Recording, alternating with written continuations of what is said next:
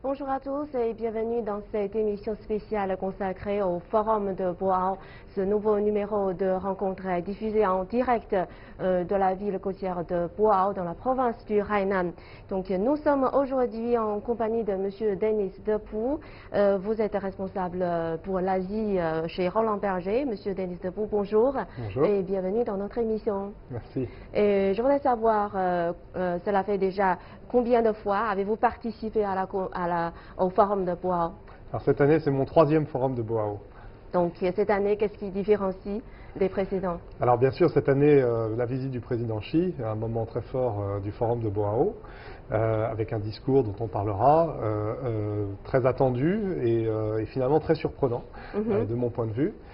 Aussi, je remarque cette année peut-être moins de présence européenne, américaine, beaucoup plus de présence asiatique de différents pays d'Asie, sans doute un effet de l'initiative de la ceinture et la route, et aussi probablement beaucoup plus d'entreprises chinoises que dans les précédentes éditions, encore beaucoup plus d'entreprises chinoises présentes que dans les éditions précédentes. Et nous savons que le Forum de Boao a été fondé en 2001 par 25 pays asiatiques ainsi que l'Australie. Donc le Forum de Boao a démarré officiellement ses activités en 2001.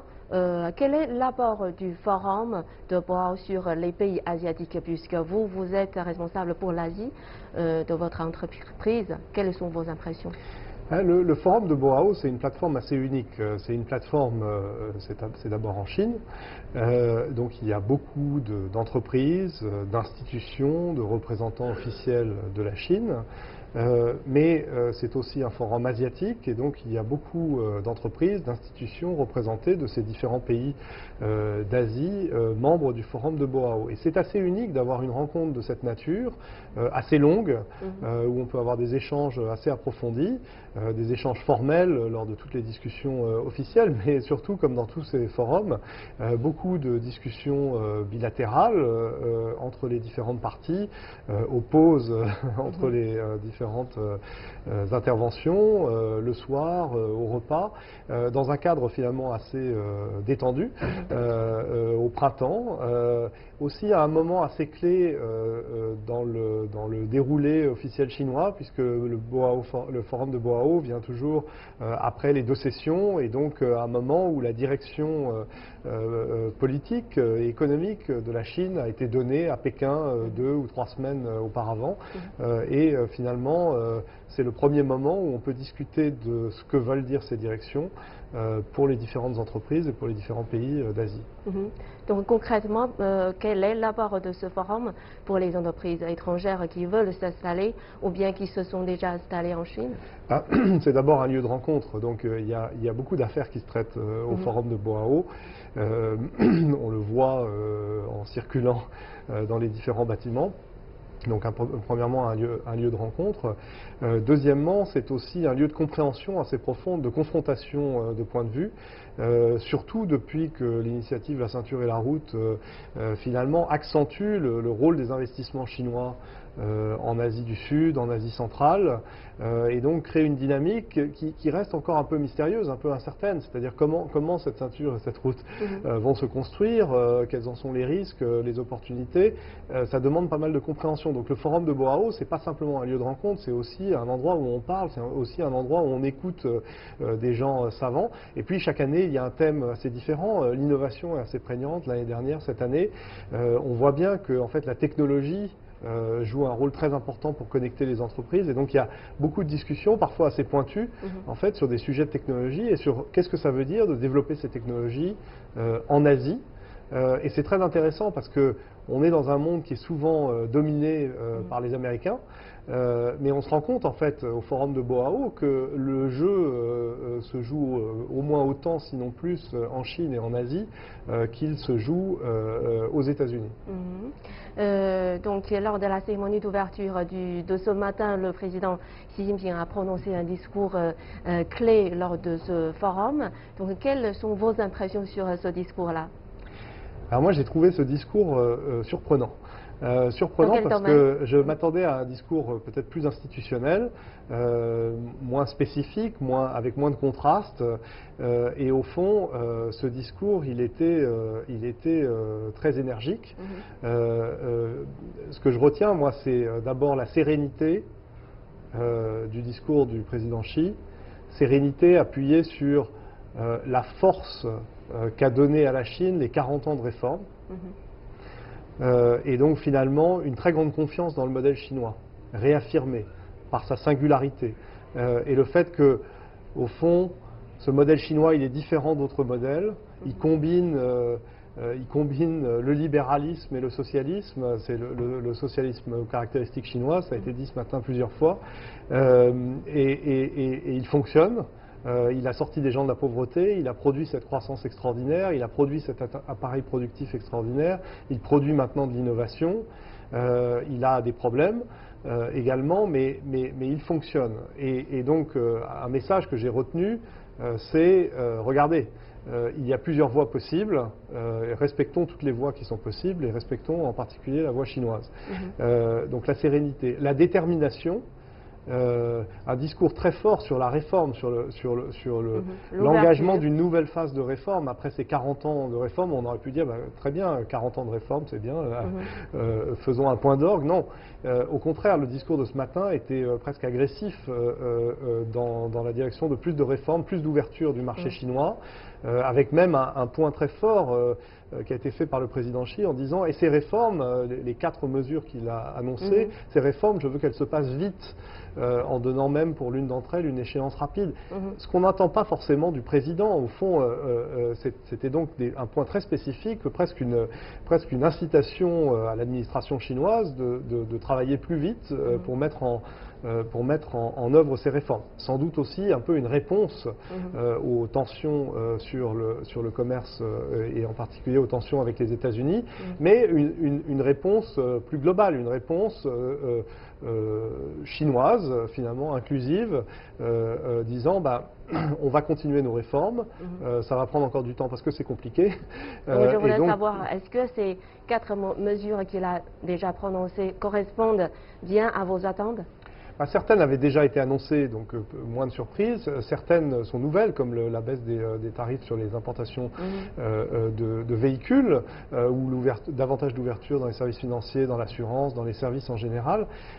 Oui, je crois que ça donne une assez grande confiance aux investisseurs étrangers, aux entreprises étrangères qui se développent en Chine, de voir qu'il y a continuité dans les réformes, de voir que le président lui-même s'engage avec des mesures assez spécifiques, là encore, de manière un peu surprenante, et avec aussi pas mal d'audace, peut-être dernier point sur le discours, de l'audace parce que ce discours, finalement, il pose les bases d'une nouvelle phase de globalisation, un nouveau modèle. Le président Xi a évoqué un choix que l'humanité devait faire entre la voie sombre de la confrontation et du bilatéralisme, et puis la voie, on l'espère, plus heureuse d'une nouvelle phase de globalisation, apportant plus de prospérité, plus inclusive. C'est dans la continuité de ce qu'il avait déjà dit à Boao il y a quelques années, de ce qu'il a dit à Davos lors de sa visite.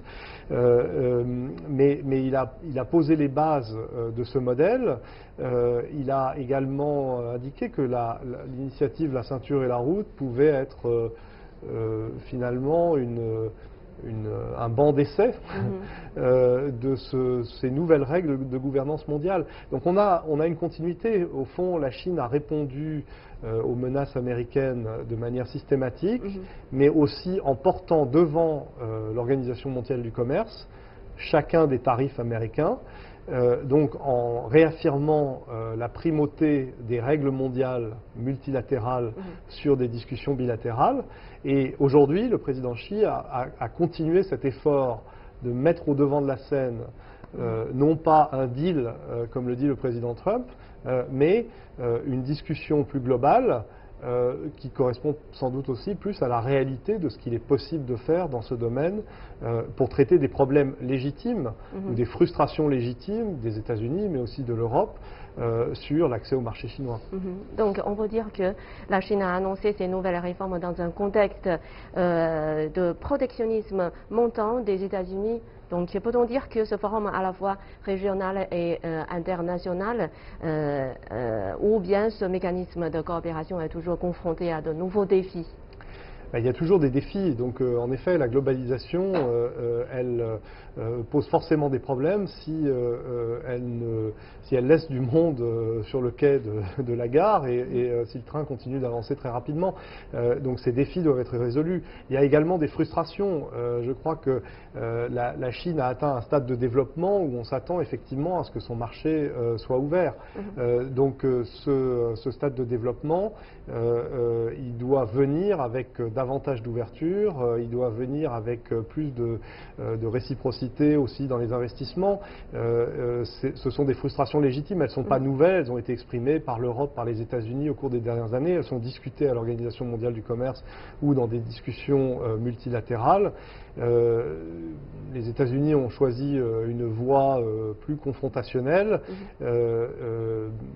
Le président Xi ainsi que les autres orateurs de ce matin, en particulier Christine Lagarde, ont plutôt insisté sur la nécessité de défendre ce multilatéralisme et d'en faire et sans doute d'en modifier les règles de façon à les adapter à la situation d'aujourd'hui. Mais pensez-vous qu'une coopération entre la Chine et l'Union européenne pourront marcher dans ce contexte-là? Oui, de la même façon que cette coopération a fonctionné jusqu'à présent. Mais au fond, lorsqu'on coopère, la première chose qu'on fait, c'est qu'on discute pour avoir d'abord un entendement mutuel des problèmes qui peuvent exister.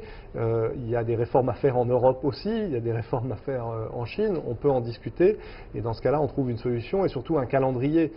Donc la méthode consistant à vouloir du jour au lendemain résoudre ces problèmes et en particulier réduire un déficit commercial, c'est une méthode qui n'a pas montré vraiment beaucoup de succès dans le passé, parce que le déficit commercial des États-Unis ou de certains pays européens, il existe pour des raisons fondamentales. Il existe de par l'équilibre offre-demande, de par la compétitivité des produits chinois, de par la place qu'a prise la Chine dans les supply chains mondiales. Et cette place, elle ne va pas changer du jour au lendemain. Donc il est utile de remettre à niveau toutes les règles de façon à ce que cette compétition mondiale se passe dans les meilleurs termes. Mais ce problème ne sera pas résolu du jour au lendemain parce que la compétitivité de la Chine demeure. Mais certains pensent que maintenant la mondialisation est déjà entrée dans la deuxième mi-temps, c'est-à-dire que les anciens supporters ne veulent pas s'avancer ou bien ils se reculent, comme les États-Unis, comme vous avez dit. Mais pour la Chine, quelles sont les nouvelles voies pour faire face à ce contexte-là? Je crois que les confrontations commerciales, ça n'est qu'une manifestation, c'est plutôt un symptôme d'un mal plus profond. Le mal plus profond, c'est que, au fond, la modernisation technologique, en particulier de tout l'appareil de production, recrée finalement un point de départ égal pour tout le monde. C'est-à-dire qu'au fond, pendant les 40 dernières années ou 50 dernières années, on a construit un système mondial d'allocation des ressources, de distribution du travail à travers le monde en fonction des coûts de production, des coûts de capitaux, des coûts du capital, qui a apporté beaucoup de vertus et beaucoup de croissance au monde avec quelques accidents. Mais ce système, il est profondément remis en cause par l'innovation technologique. Il est profondément remis en cause par le fait que désormais, peut-être en investissant dans des usines plus modernes, des usines intelligentes, on va pouvoir produire moins cher, même lorsqu'on est dans un pays avec des coûts du travail élevés. Donc au fond, le facteur différenciant, ça ne va plus être le coût du travail, ce qui a fait le succès notamment de la Chine, pour le plus grand bénéfice de tous les consommateurs mondiaux. Le facteur déterminant, ça va être l'intelligence, les gens, les talents, et puis le capital qu'on va mettre derrière pour moderniser ces usines. Et tout le monde est égal au point de départ. Et donc il y a beaucoup de stress aux États-Unis, il y a beaucoup de stress en Europe, Et il y a beaucoup de stress en Chine sur la façon de bien entamer cette nouvelle phase et de bien commencer cette globalisation. La Chine a lancé son plan Made in China 2025. Ce plan a créé pas mal d'anxiété à la fois aux États-Unis, en Europe, parce qu'il affirme la volonté chinoise de prendre le leadership dans un certain nombre de secteurs nouveaux, technologiques. Et donc, bien sûr, cette compétition, elle attise beaucoup de frustration et d'anxiété. Et les tensions sur le commerce mondial que l'on a vues, elles sont plutôt un symptôme de ce besoin de réforme et de restructuration de l'appareil industriel dans ces différentes régions, plus que d'un problème spécifique de déficit commercial. Donc qu'est-ce que fait la Chine aujourd'hui? La Chine, elle cherche à gagner cette course, ou en tout cas elle cherche à prendre l'avantage, par exemple dans le secteur automobile, où finalement elle a bénéficié de technologies étrangères. Ce sont des joint ventures étrangères qui contrôlent une partie très substantielle du marché automobile chinois. Bon, dans la phase suivante, peut-être le modèle sera différent. Et est-ce que ça n'est pas finalement assez normal? Mais il est aussi légitime pour l'Europe, pour les États-Unis, de s'assurer que en fait, les conditions de cette compétition et de cette reconfiguration de l'allocation des ressources mondiales se fait dans de bonnes conditions, et surtout que le marché chinois est et reste accessible. Parce que c'est tout simplement le plus grand marché du monde. D'accord. Ok, merci beaucoup, Monsieur Depou, d'avoir été avec nous. Et vos analyses sont toujours pertinentes. Merci beaucoup et bon séjour à Boao. Et à vous, chers téléspectateurs, notre émission continue. Je vous retrouve dans un instant.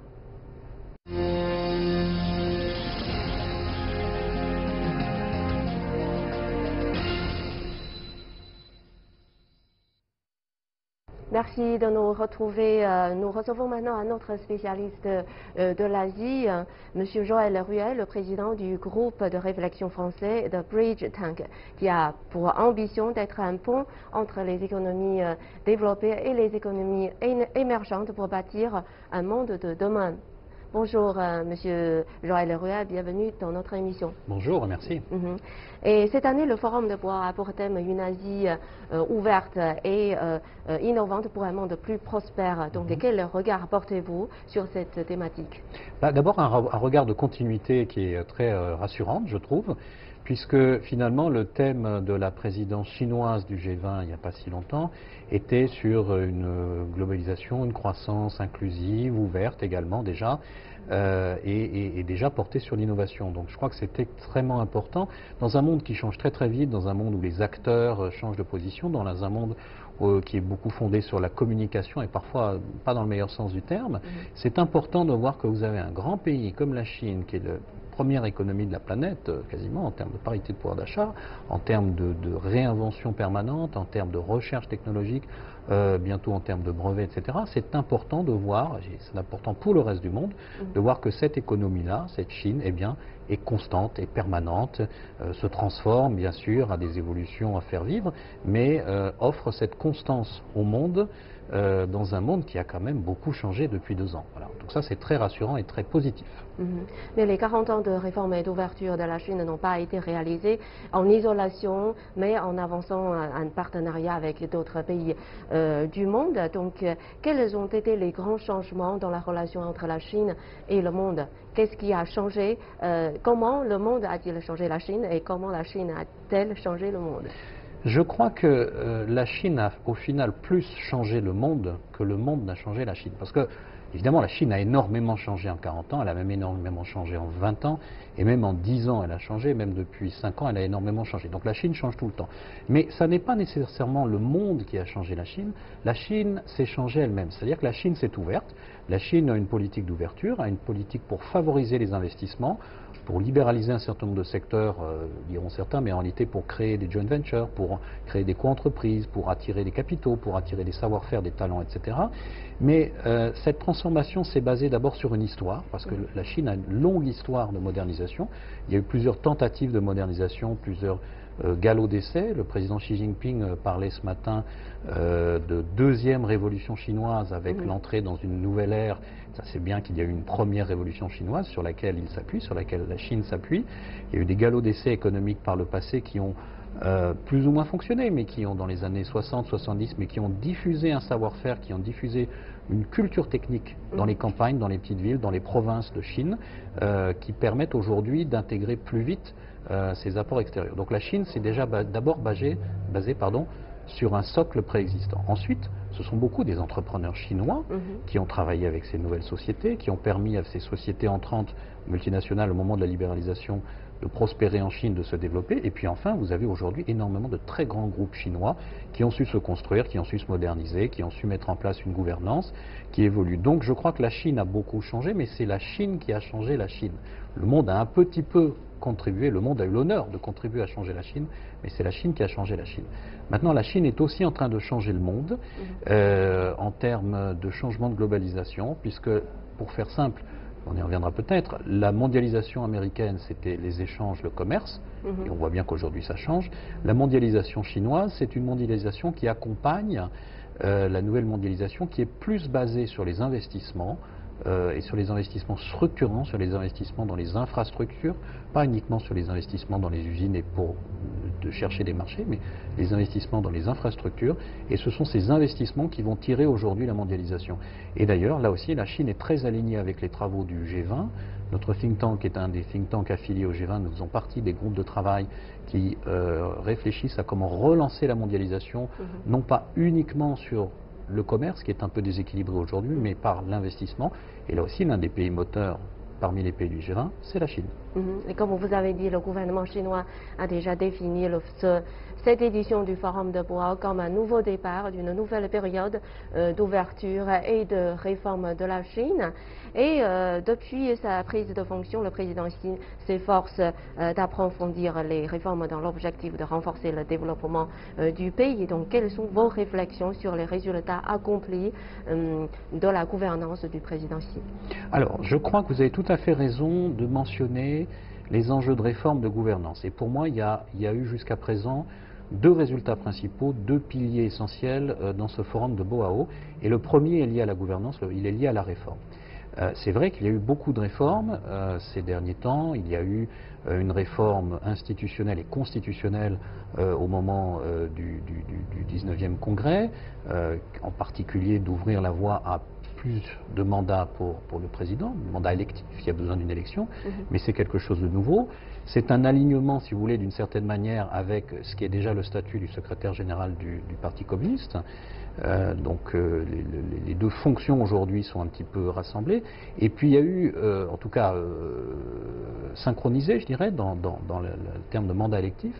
Et puis deuxièmement, il y a eu récemment des annonces de nouvelles commissions de réglementation des banques, du système financier, etc. Il y a eu encore plus récemment des annonces de refonte de gouvernement. Donc ça fait beaucoup d'annonces.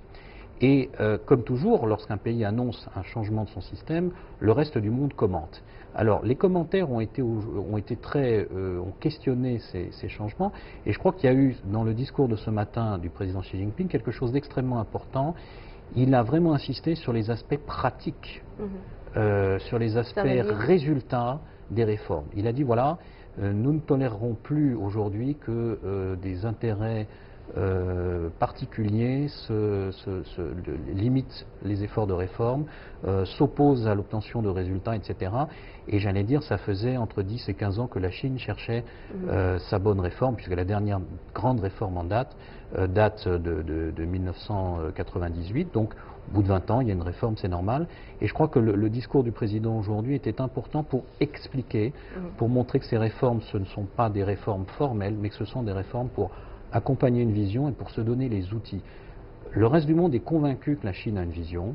Je crois qu'à partir de ce forum de Boao et à partir de ce discours de ce matin, vont fleurir des analyses qui vont tendre à montrer que le président se dote des outils, dote le Parti communiste des outils, dote le gouvernement des outils qu'il faut pour atteindre des objectifs ambitieux. Et le 8 avril ont été présentés 3 rapports très attendus lors de ce forum. C'est le rapport sur les pays émergents, un rapport sur la compétitivité des pays asiatiques, ainsi qu'un rapport sur l'intégration économique du continent asiatique. Donc, lors de ce forum, on parle beaucoup de l'intégration des pays asiatiques. Donc, quelle influence de cette intégration des pays asiatiques sur les frictions, par exemple sur les frictions commerciales entre la Chine et les États-Unis, et sur la mondialisation de l'économie? Alors, il faut voir que le monde est très intégré commercialement, mais de manière très peu homogène. Vous avez des grandes zones qui sont intégrées entre elles. De ce point de vue-là, l'Asie est déjà très intégrée entre elles, entre les différents pays asiatiques. Vous avez 50% des exportations totales de la zone asiatique qui sont liées à des échanges intra-asiatiques. C'est très important. C'est derrière l'Union européenne, mais pour 2 raisons. L'Union européenne est à 70%. Mais ça s'explique assez bien. D'abord, l'Union européenne, vous avez des pays à taille géographique plus faible. Et puis, vous avez une intégration économique qui a commencé plus tôt. Donc, 50% d'intégration économique en Asie, c'est extrêmement important. Ça prouve qu'au-delà des échanges, il y a un vrai système économique, il y a un vrai écosystème économique dans lequel vous avez des chaînes de valeur qui sont partagées, copartagées par différents pays. Et ça, c'est extrêmement important. On n'est pas dans une situation où un pays dominerait un ensemble de secteurs, d'autres pays seraient dépendants, etc. Non. Si c'était le cas, vous ne pourriez pas avoir, en termes de valeur ajoutée, des échanges aussi importants. Donc, l'Asie est déjà très intégrée. Donc, l'Asie, d'une certaine manière, a créer sa propre voie, créer son propre chemin. Ça a été souligné d'ailleurs dans le discours de ce matin. Au-delà des aspects commerciaux, des aspects d'échanges internationaux, la Chine veut aujourd'hui démontrer qu'il y a plusieurs voies possibles dans dans la modernisation économique, vers la modernité économique. Ça a été dit tel quel dans le discours de ce matin. Et ça, je crois que c'est très important. Alors, aujourd'hui, on est dans une phase d'incertitude face aux États-Unis, comme chacun sait, mais je crois qu'il y a aussi un deuxième pilier qui est extrêmement important, c'est que ces 2 grandes zones très intégrées en interne, que sont l'Europe et l'Asie, ont envie de travailler ensemble, ont envie de s'intégrer encore plus par, en particulier, l'initiative des nouvelles routes de la soie ou de Ida Ilu en chinois. Oui, outre le thème de la réforme et d'ouverture et la mondialisation que nous avons parlé, le forum aborde également des thèmes très importants comme l'initiative Ceinture et Route qui est prononcée par le gouvernement chinois depuis 2015.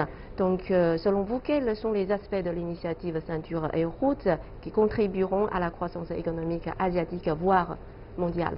Alors, je crois que j'aimerais faire ma réponse en reliant ça à un autre rapport que vous avez cité, qui est le rapport sur les économies émergentes.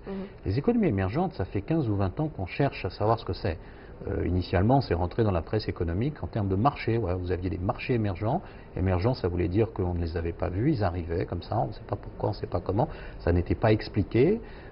Et en général, c'était des financiers qui simplement n'avaient pas regardé ces marchés et qui se disaient, voilà, sur ces marchés, il peut y avoir de la croissance à faire, de la croissance financière. 15 ou 20 ans après, l'économie mainstream n'a pas donné de vraie définition.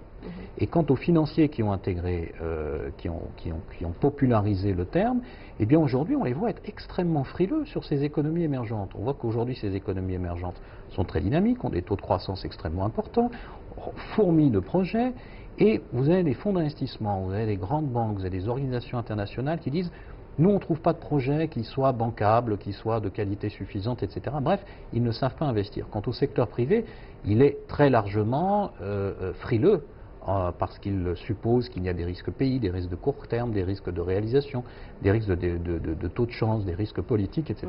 Bon. Donc, en réalité, au bout de 20 ans, le monde ne sait pas quoi faire, ne sait pas comment investir dans ces pays émergents. Et je crois que la Chine, là aussi, a 2 mérites. D'abord, il y a un rapport analytique qui a été fait, qui montre que si vous prenez 11 de ces pays émergents qui sont déjà dans le G20, eh bien, ils contribuent une part très importante dans la croissance. Et deuxièmement, l'initiative des nouvelles routes de la soie, d'une certaine manière, c'est une manière d'abord de répondre à de créer un savoir-faire pour savoir investir dans ces pays.